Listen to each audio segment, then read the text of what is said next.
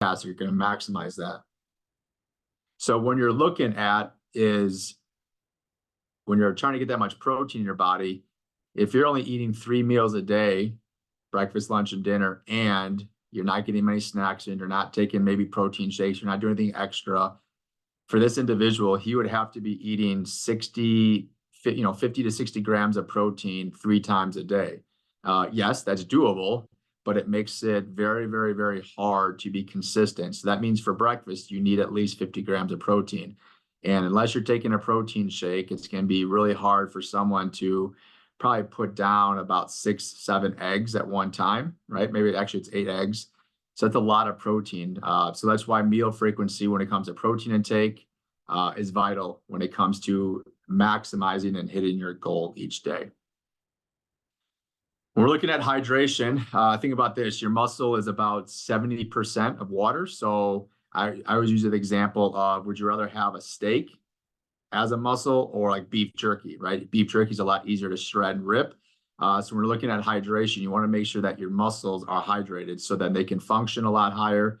They can contract a lot faster. There's decrease in cramping, reduces potential injury. There's things like that can help. And so the kind of recommendation is you want to get into about 60% of your body weight is kind of like the bare minimum. And that's right now.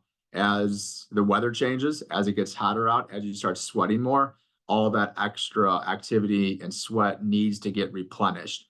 So my kind of rule of thumb is 60% of your liquids outside of weight room, outside of practice, outside of games. Because when you work out, all that liquid all that sweat that you're accumulating, you should be drinking fluids throughout that session. So you're kind of already replacing that. So 60% is ideally what you would do outside of a game, a practice, a weight room, a conditioning session, PE class, whatever you guys are involved in would be maximize that. When you're looking at pre-practice, we've already talked about how you need a snack going into that, right? Emphasize carbohydrates, and you want to get fluids in because carbohydrates and fluids help kind of saturate that muscle. And now you have a better functioning muscle. You have more fuel from the carbohydrate, and that's kind of where you want. So the recommendation is about 16 to 24 ounces of fluid. But the catch is that is if you're already pretty hydrated throughout the day.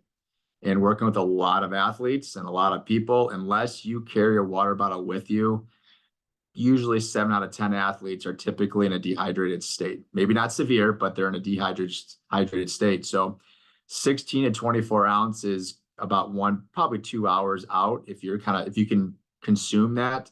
But that means that the earlier part of the day, you've already been getting plenty of fluids in. So hydration right now, I think when you start sweating more, then it becomes more of a reality.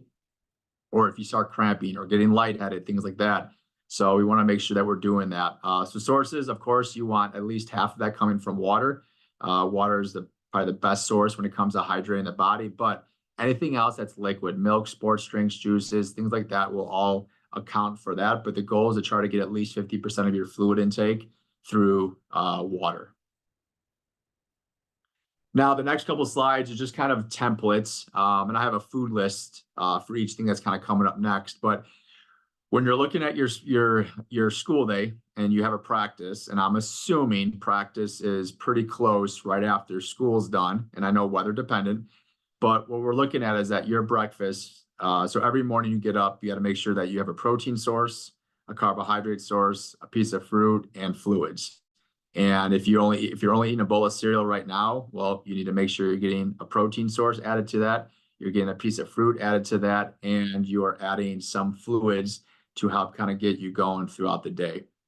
If you're skipping breakfast, well, now you have to focus on all 4 of these to get in what your body needs. Lunch, repeat, protein source, carbohydrates, fruit, and fluids from that standpoint. And when I show you the food list, how you can kind of pick and choose foods that would fall into that, right? So a protein source in the morning could be eggs, could be turkey bacon, could be sausage, could be Greek yogurt, could be a protein shake, things like that. Lunch, more traditional, turkey sandwich. You can do, if you bring a lunch, you can do meat and rice, right? The meat inside the rice bowl would account for that. You can add Greek yogurt, you can add protein shakes, you can add RTDs. So all these options you guys can plug in from that standpoint. Your post-school pre-practice snack, and if it's practice and you know it's gonna be only for a couple hours and you're gonna have a dinner right after that, you want to emphasize just a good carbohydrate source and fluids. And if you can get a protein source in, fantastic. But if you can't, then make sure that your dinner is even higher in protein. So that's, steak, chicken, beef, you have fish, you have all that type of stuff. You can eat an omelet for dinner, so it doesn't really matter. This is where, again, try to get vegetables in your diet. Micronutrients allows your body to kind of metabolize your other food a lot natural. If you're not a big vegetable guy, then it's kind of one of those, just check a box, try to get them in as often as you can. If you're a guy that's trying to gain weight, fruit is a little bit higher in calories. So of course you can emphasize more fruit, but as a dietitian, I'm always going to recommend getting in at least some kind of vegetables in your diet every day. If you're someone that doesn't touch a vegetable, well, then your goal is to try to have a vegetable once or twice a week and try to build up from that. So that's more the nutrition side. That's going to be more of the micronutrients, good dietary fiber. But your protein and your carbohydrate source is what's going to kind of matter more importantly. And the nighttime snack is, repeat, protein source, carbohydrate source, and I added a fat source. And if you're a guy that's trying to gain weight, you're a hard gainer, then it'd be really important for you to take this fat source and actually add that to every other meal or snack to help increase calories and to help increase protein if it's coming from a source that has protein in it. So usually at nighttime, I'm always recommending PB&Js and a Greek yogurt, peanut butter and jelly sandwiches, and a protein RTD, a protein smoothie. So you can kind of change it up, and it's all based on what you've eaten that day, how hungry you are, and what you need to get in before you go to bed. So even if your dinner is kind of a late dinner and your snack is an hour or two later, 9 out of 10 times, you probably haven't reached your protein goal that day. So if anything, you need to maximize a protein source. But if you know you didn't eat maybe what you're supposed to eat or what you should have been eating the other meals, you skipped a snack, then this kind of matters even more, that you need to kind of force yourself to get this in before you head to bed. When you look at a school and a game day, if you look at this, not much is different. The only thing that really is that your nighttime snack is gone, most likely because you're going to be playing longer than a practice, get into the field, right, for an hour or two before, playing for a couple hours. By the time you get home, your technically nighttime snack is now your dinner. So then what you want to do is take your nighttime snack and push this, if you can, as kind of like a mid-game snack. I know some guys don't like to eat while they play. Nerves and just how they feel. And I've been around college baseball for many years, and a lot of guys that just don't like to eat. So the goal is, if you're a guy that does not like to eat during a game, then you need to plan that your dinner, your pre-game snack or now meal, because you're going to skip this, and your lunch and your breakfast all now has to get more calorie dense and get more protein. So if you're someone that can't snack on trail mix, you can't eat a Cliff bar, you can't grab a protein bar, you can't do a PB&J. If you're someone that really refuses or can't do it, then your job is to fill in all of these calories into your post-game dinner, your pre-game snack or meal, your lunch, and your breakfast. So it's kind of that balancing act. But if you're someone that can snack and can have something small, thing about the game of baseball, there's a lot of standing around, a lot of sitting around. So most guys realize they can eat during a game. They're just not used to it. And if you're someone that needs to maintain muscle mass or weight, or if you're someone that needs to gain weight in season, then this number 4, this mid-game snack, actually comes pretty vital when it comes to that. Double headers, you're looking at, again, your 5 times a day, just like you did the other 2. Breakfast doesn't change. Your pregame snack. So this is kind of depends on when your double header is. And I know this can change based on if you're an afternoon double header, if it's a midday, if it's early morning with weather. So of course these can kind of move around, but I kind of use this as like a midday double header. And you have your breakfast, which needs to be nice and big and large. Make that the biggest one you possibly can. Your pregame snack, try to eat this about an hour or 2 before the game, carbohydrates. But now because you have a double header, you have to get a protein source, and you don't want to skip that option. And then your between game meals. So even if it's something small and light, you want to make sure that you're maximizing protein sources, your carbohydrates. If you want to add a fat source, so PB&J and a protein shake or PB&J and a Greek yogurt, a lot of type of stuff that would be vital. Even adding fruit to that is a good simple carbohydrate that will give you fuel for the next game. A lot of times guys, eat a couple hours before a game, then they're there for the field an hour before the game. They play for 2.5, 3 hours. Then they have something small, then they have to play again. And by the time, it's dinner time, you've only eaten a couple hundred calories, one protein source. So this is kind of the recommendation I've always given guys in season, pro guys, college guys, and now high school guys when it comes to this. So these in between games, these pre-game snacks. And the funny thing is, a lot of times guys aren't hungry here, so they don't think about it. I always say pack it. If it's there, usually guys will consume it and go from there. But a lot of times it's going to get into a routine and make it a priority from that standpoint. So here's just a list of some protein options. So a lot of guys, if I say, hey, give me a list of protein, they say like chicken, right? Chicken, eggs.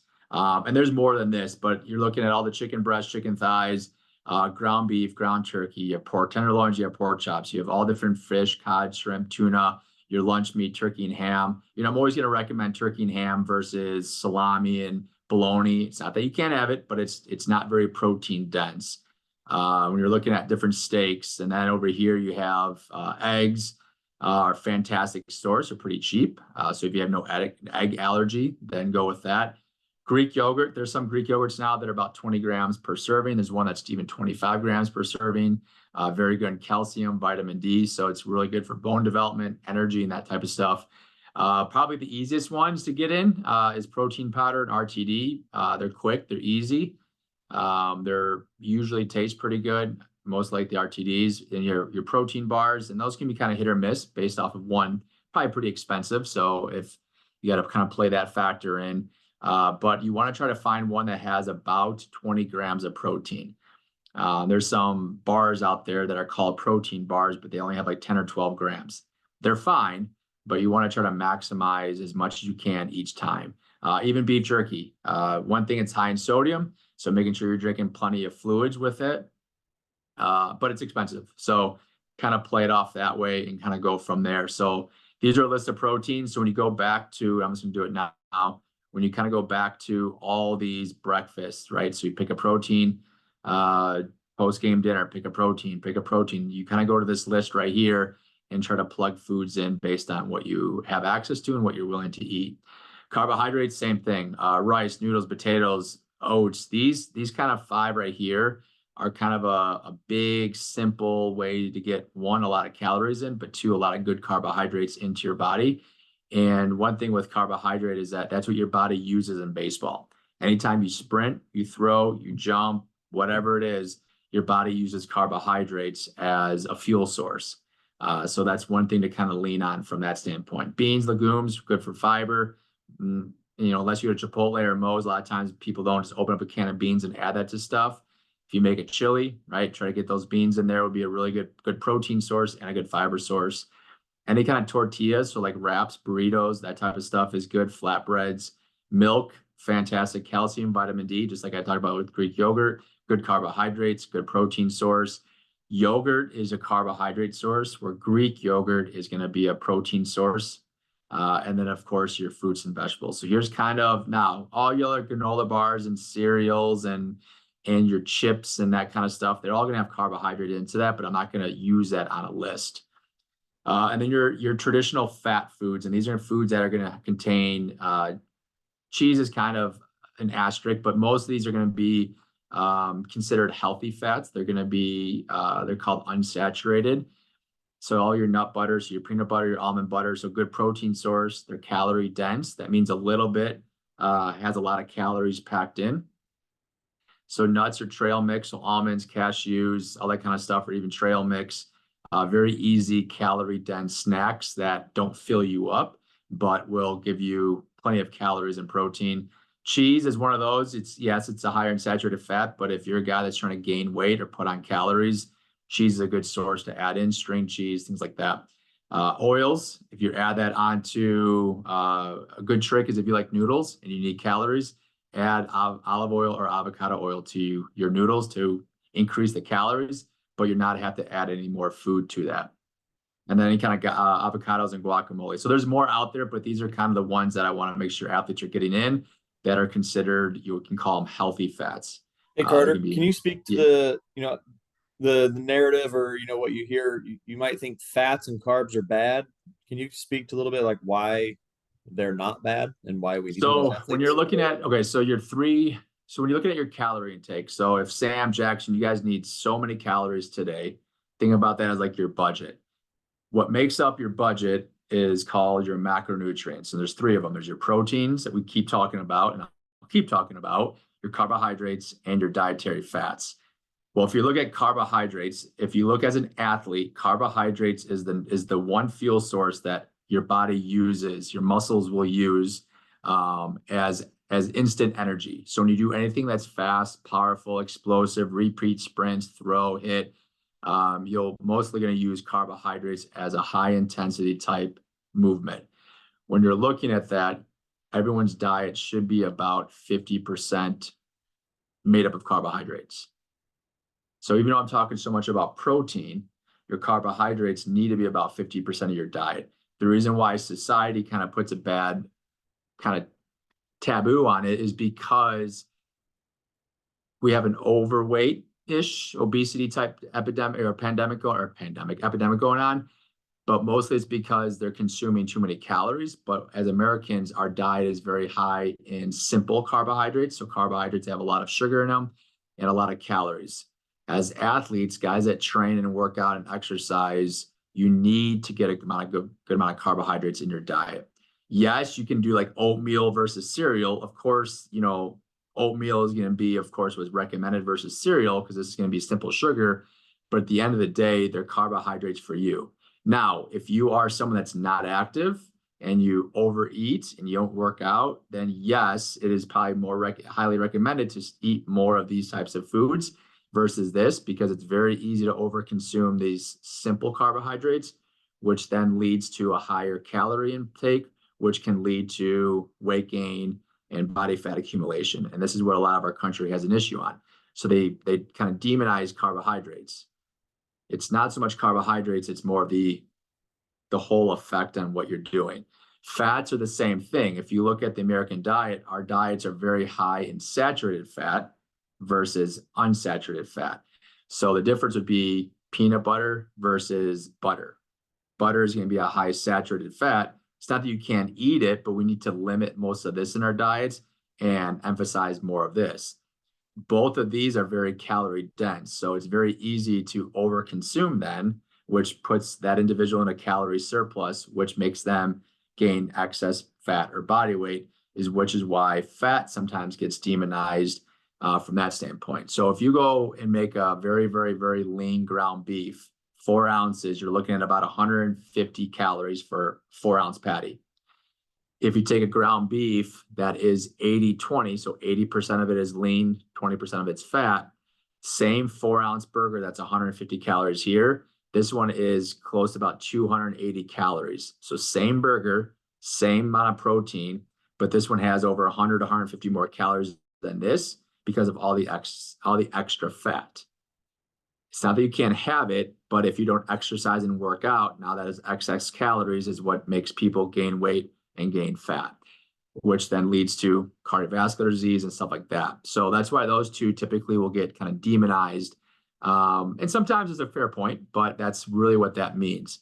For you guys, you want to get a good amount of fat in, but of course you want to stick with more of the unsaturated fats and try to limit. You don't need to avoid, but you just need to try to limit a lot of the saturated fats. So when I recommend protein sources, I want them to be a moderate lean to lean, because the extra fat that you're getting is not good fat. It's going to be saturated fat. So hopefully that answered the question.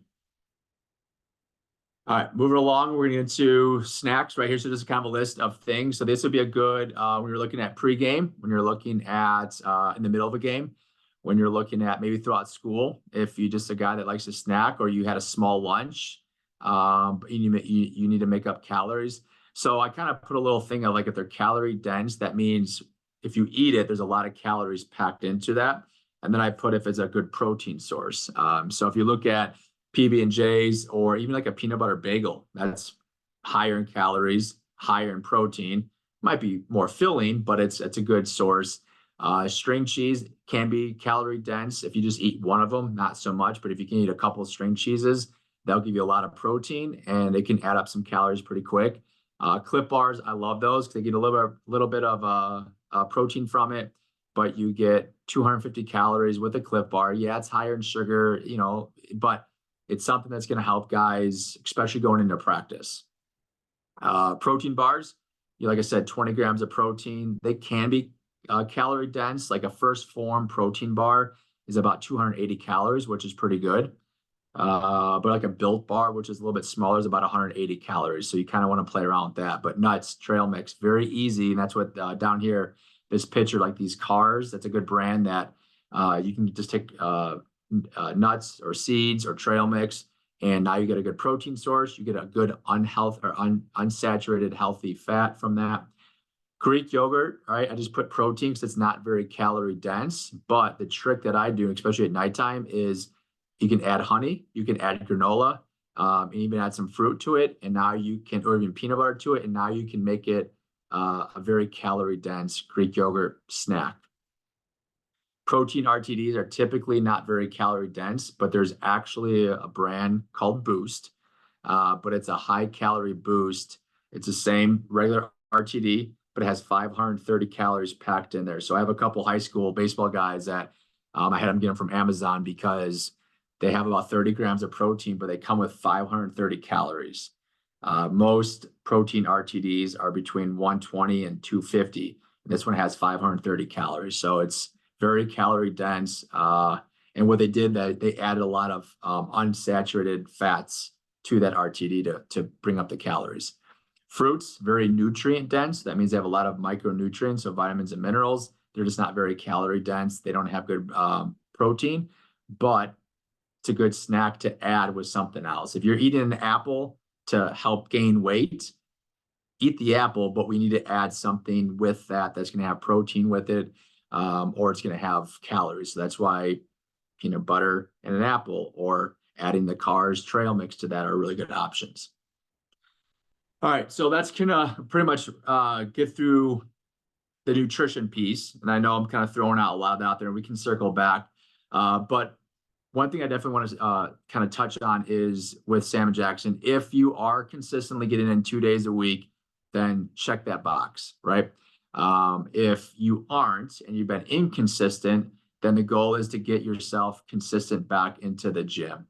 And you want to make sure that you are focusing on maintaining pretty much what you did in the off season.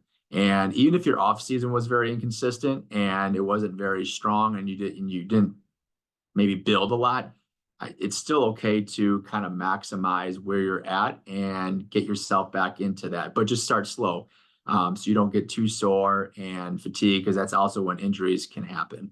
But why? Baseball, it's all about strength, power, maintaining muscle mass. I mean, look at the pro guys out there that play, 50, 60 games. They have to work out before a game. And as a high school athlete, you're younger, you can recover a little bit quicker.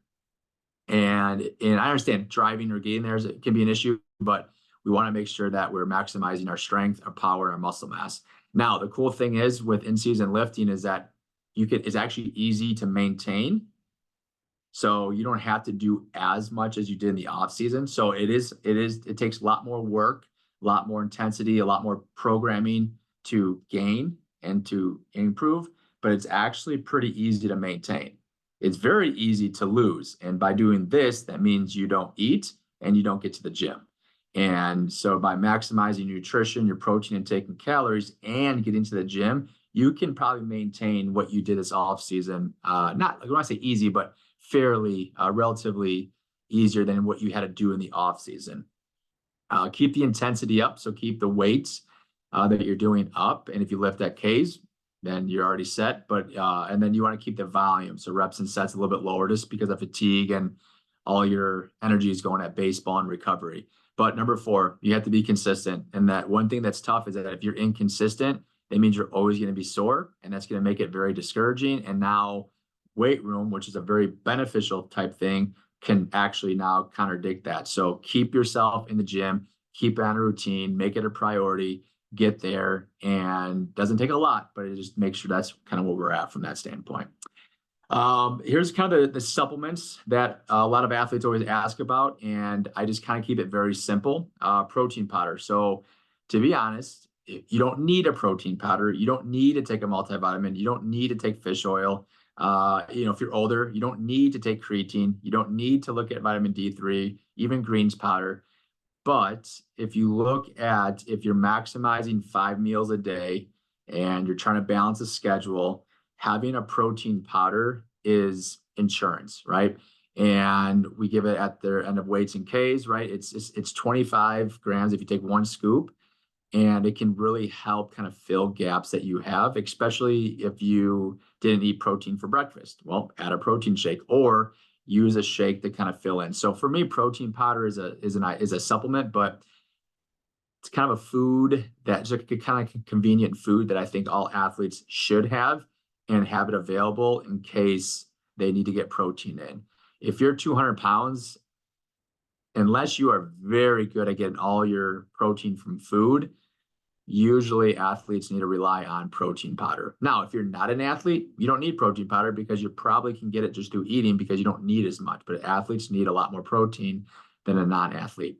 Multivitamin is just kind of fill the gaps, right? Excuse me? You want to